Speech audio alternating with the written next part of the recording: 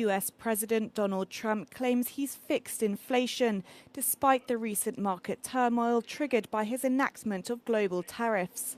We have to solve problems, and we already solved inflation. You know, if you look at the numbers are incredible, actually. The stock market's up, and we're not letting other countries take advantage of this country like they have for the last 40 years. His remarks follow the release of the latest monthly consumer price report, which shows a 2.4% inflation rate for March. It also comes after the US president offered an exemption to Apple and other technology companies, prompting global stock rises after another tumultuous week. Trump has since announced he might temporarily exempt the auto industry from tariffs to give car makers time to adjust their supply chains. However, many economists remain reluctant to view a single consumer report as evidence of a broader trend and continue to fear that Trump's tariffs will raise prices and harm the economy. This isn't just a trade war. This is a clash of worldviews, of development models, of superpowers shaping our global future. The US and China are on a collision course, from microchips to military bases, from currency to influence. How did it all begin? Where is it headed? And who, if anyone, comes out on top? It all started with tariffs. Trump launched a trade war, accusing China of intellectual property theft and unfair practices. China responded tit for tat. It looked like a typical trade dispute, until it didn't. In 2018, the US imposed tariffs on $34 billion worth of Chinese goods. China fired back, targeting American agriculture and the auto industry. But this quickly escalated beyond soybeans and steel. Huawei was blacklisted. Export controls kicked in. The US began severing China's access to the global semiconductor supply chain. What started as a trade fight morphed into something far deeper. When Trump said, "We have the most powerful weapons," he didn't just mean missiles. He meant financial and institutional power.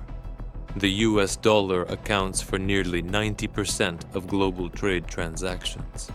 The US can cut countries off from SWIFT. It can freeze bank accounts, sanction firms, and block entire sectors from accessing American technology.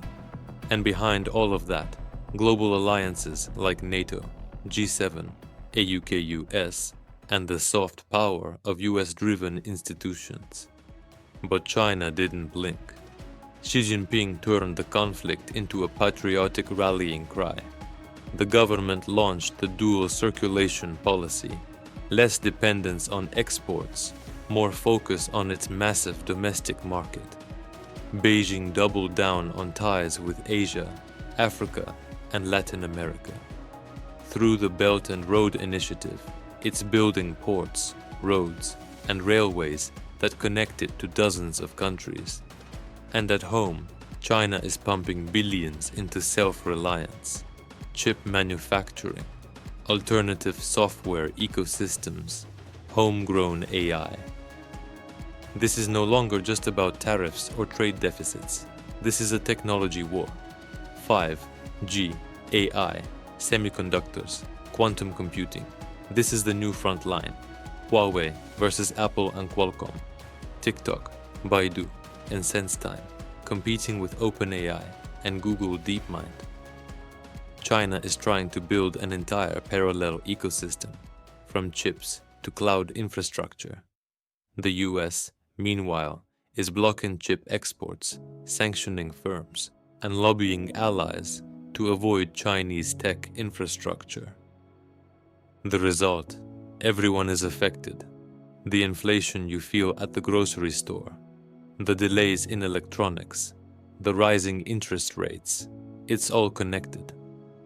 Europe is caught in the middle, militarily aligned with the US, economically tied to China. Canada and Mexico, deeply embedded in US supply chains, also feel the tension.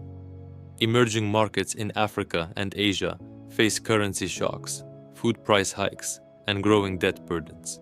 So who's actually winning? Or is this a no-win scenario? The US still holds unmatched financial power. The dollar, Wall Street, and American tech firms dominate the global stage. The US military has hundreds of overseas bases and a vast alliance network. Its cultural exports, Netflix, YouTube, the English language, give it a unique form of soft power. But China has momentum. It manufactures more than any other country. It's accelerating in AI, EVs, renewable tech, and infrastructure. And it doesn't operate in 4-year election cycles. Beijing plans decades ahead. Still, what if both lose? What if we see fractured global supply chains, rising distrust, and a more unstable, expensive world? The bigger question is what kind of world we're heading toward. One possibility, a new Cold War. 2 camps, 2 internets, 2 tech ecosystems, one led by the US, the other by China. Competing standards, competing alliances, competing currencies. But there's another path, a multipolar world. BRICS plus, alternative currencies, more regional trade blocs.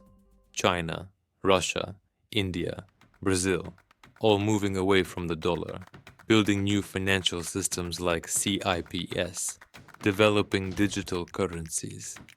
So, what world do you want to live in? One where the dollar dominates, or one where power is more distributed? Can global competition coexist with cooperation? Or are we doomed to repeat the mistakes of the past?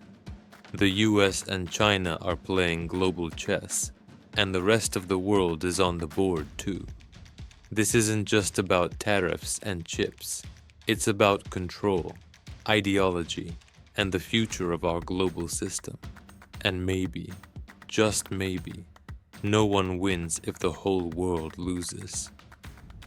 If this video gave you something to think about, like the video, subscribe to the channel, and turn on notifications.